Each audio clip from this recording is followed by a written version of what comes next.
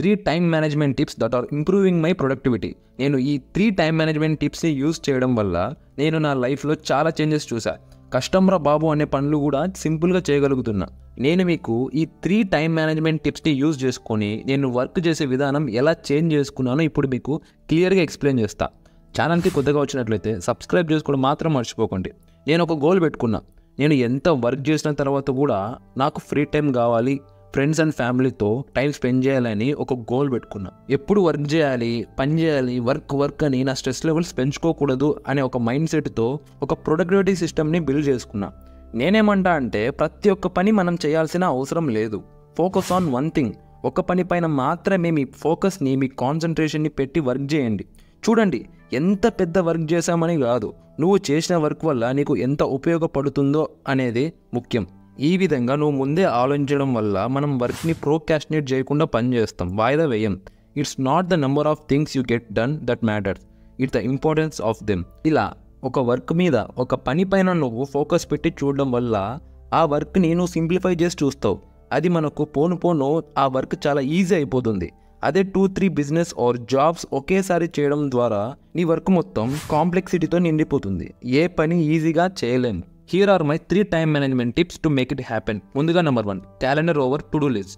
ప్రతి ఒక్కటి, నేను నిద్ర లేవడం నుంచి షాపింగ్ చేయడం, యూట్యూబ్ చేయడం వరకు ప్రతి ఒక్కటి నేను క్యాలెండర్లో నోట్ చేసుకోవడం స్టార్ట్ చేశాను. ఎందుకంటే ఏదైనా వర్క్ చేయాలంటే దానికి ఖచ్చితంగా టైం పడుతుంది. ఈ టు డూ లిస్ట్ని ఫాలో అయిన తర్వాత నాకు అర్థమైంది ఏంటంటే, టు డూ లిస్ట్ నిన్ను క్రియేటివ్గా ఆలోచించనివ్వదు, ఏదో మిషన్ లాగా వర్క్ చేయనిస్తుంది అని నాకు అర్థమైంది. సో నా టు డూ లిస్ట్ కాస్త క్యాలెండర్ మార్కింగ్స్ దగ్గరికి వెళ్ళింది. ఇప్పుడు నేను యూట్యూబ్ వీడియో క్రియేట్ చేయాలన్నా టైం పడుతుంది. ఫ్యామిలీ అండ్ ఫ్రెండ్స్తో హ్యాపీగా గడపాలన్నా టైం కావాల్సిందే. నువ్వు పీస్గా ఉండాలి అనుకుంటే టు డూ లిస్ట్తో అవ్వదు, క్యాలెండర్ మార్కింగ్స్ చేసుకోవాల్సిందే. నేను డబ్బు కోసం వర్క్ చేయను, పేరు కోసం అస్సలు వర్క్ చేయను. నేను టైం కోసం వర్క్ చేస్తా. ఏ వర్క్ చేస్తే నాకు ఒక రోజులో 18 అవర్స్ టైం మిగులుతుందో నేను ఆ పనిని చేస్తా, ఆ వర్క్ని చేస్తా. ఫర్ ఎగ్జాంపుల్, యూట్యూబ్లో నేను రోజుకి 4 అవర్స్ మాత్రమే పని చేస్తా. రెస్ట్ ఆఫ్ ది టైం మొత్తం నా హాబీస్ని, నా గోల్స్కి దగ్గరగా తీసుకెళ్లే యాక్టివిటీస్ని ఎక్కువగా చేస్తూ ఉంటా. నేను ఒక మంత్లో 8 to 12 వీక్స్ అప్లోడ్ చేద్దామని ఫిక్స్ అయ్యా. మీరు గమనిస్తే ఈ మంత్లో ఇది నా 3rd వీడియో, 4th వీడియో కూడా రెడీ అవుతుంది. నా దగ్గర ఇంకా 23 డేస్ మిగిలి ఉంది. సో ఈజీగా నేను ఈ 23 డేస్లో 8 to 12 వీడియోస్ పర్ మంత్ ఈజీగా నేను అప్లోడ్ చేసేయచ్చు. నా గోల్ని నేను అచీవ్ చేస్తా. అదే డైలీ 1 వీడియో అని టు డూ లిస్ట్లో రాసుకుంటే అది అవ్వదు, ఎందుకంటే మనం బర్న్అవుట్ అవుతాం. ఈ టు డూ లిస్ట్ వల్ల ఏం జరుగుతుందంటే మనం ఆర్టిఫిషియల్గా పని చేస్తాం, మనసు పెట్టి పని చేయలేం. సో నేను ఈ టు డూ లిస్ట్ని వదిలేసి క్యాలెండర్ మార్కింగ్స్ దగ్గరికి వచ్చా. సో ఎవరైతే టు డూ లిస్ట్ని మెయింటైన్ చేస్తున్నారో వాళ్ళకి నేను ఏం చెప్తున్నా అంటే, ఈ మంత్లో మీరు ఏం చేయాలో, ఏది సాధించాలో అనేది ఒక క్యాలెండర్లో మార్క్ చేసుకోండి. పాయింట్ నెంబర్ 2, స్ట్రాటజీ మోడ్ దాన్ గో మోడ్. స్ట్రాటజీ మోడ్ అంటే ఒక వ్యూహంతో ముందుకెళ్ళడం. మంత్స్ని కాస్త సబ్డివైడ్ చేసి ఈ వీక్లో ఏం అచీవ్ చేయాలో, ఏం సాధించాలో అనే దాని గురించి ఒక షెడ్యూల్ చేసుకోండి. టు డూ లిస్ట్ కాదండి, ఇది షెడ్యూల్. ఇలా షెడ్యూల్ చేయడం ద్వారా ఏమవుద్దంటే మన థాట్స్కి మనం లిమిట్ పెట్టుకోగలుగుతాం. ఊహల్లో తేలే అలవాటు మెల్లమెల్లగా తగ్గుతుంది. ఒక పర్పస్తో పని చేస్తాం. నువ్వు ఒక వర్క్ని స్టార్ట్ చేస్తే ఆ బిజినెస్లో, ఆ వర్క్లో కనీసం కొంచెమైనా రిజల్ట్స్ కనపడాలి, అది కూడా 1 వీక్లో. ఈ 1 వీక్లో నీకు ఎటువంటి మూమెంట్ కనిపించకపోతే ఎయిదర్ నువ్వు ఇంకా శ్రద్ధతో కష్టపడాలి, లేదా నా వల్ల ఈ పని అవ్వదు అని మధ్యలో వదిలేసి వెళ్ళిపోవాలి. Point number 3, end of the list. Sprint, rest, repeat.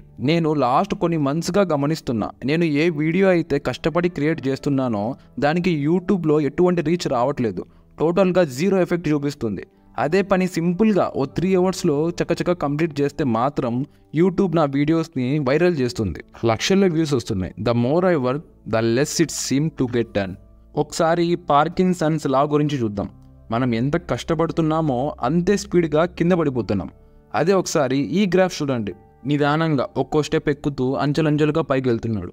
ఎక్కువసేపు వర్క్ చేయడం వల్ల బాడీ అలసిపోయి నిద్ర రావడం తప్ప ఎటువంటి ఉపయోగం ఉండదు. ఈ పార్కిన్సన్స్ లాని మనం తప్పించుకోవాలంటే మనం 9 to 5 వర్క్ అస్సలు చేయకూడదు. నీకు నచ్చిన టైంలో, నీ మైండ్ నీకు చెప్పిన టైంలో వర్క్ చేస్తే రిజల్ట్స్ గ్యారంటీగా వస్తాయి అని నా ఫీలింగ్. మనం ఎంత కష్టపడినా, ఎంత వర్క్ చేసినా మన మైండ్ అండ్ బాడీ రెండు రికవరీ మోడ్లోకి వెళ్ళాలి. వితౌట్ రికవరీ మోడ్ వల్ల నువ్వు స్ట్రాటజిక్ వేలో వర్క్ చేయలేవు. Work to your fullest and rest until you are ready to go again, then repeat. ఎంత కష్టపడతామో అంతే రెస్ట్ తీసుకోండి. ఈ ప్రాసెస్ని మళ్ళీ రిపీట్ చేయండి, తప్పకుండా రిజల్ట్స్ చూస్తారు. Sprint, rest, repeat. For example, morning లేచిన వెంటనే 1 అవర్ వర్కౌట్ చేస్తే నెక్స్ట్ 1 అవర్ ఫ్రెష్ అప్ అయ్యి బ్రేక్ఫాస్ట్ చేయడం లాంటివి చేయండి. ఈ నెక్స్ట్ 2-3 అవర్స్ వర్క్ చేస్తే ఆ వర్క్ చేసిన తర్వాత వెంటనే లంచ్ చేసి ఒక స్లీప్ వేయండి. నేనైతే ఆఫ్టర్నూన్ న్యాప్ని అంతగా ప్రమోట్ చేయను, సజెస్ట్ చేయను. ఈ టైంలో మొబైల్ యూజ్ చేయడం, సోషల్ మీడియా ఫాలో అవ్వడం లాంటివి చేయండి. నెక్స్ట్ మళ్ళీ ఈవినింగ్ 4 తర్వాత వర్క్ తర్వాత మీ ఫ్రెండ్స్ అండ్ ఫ్యామిలీతో టైం స్పెండ్ చేసి ఒక మంచి మూవీ చూసి పడుకోండి.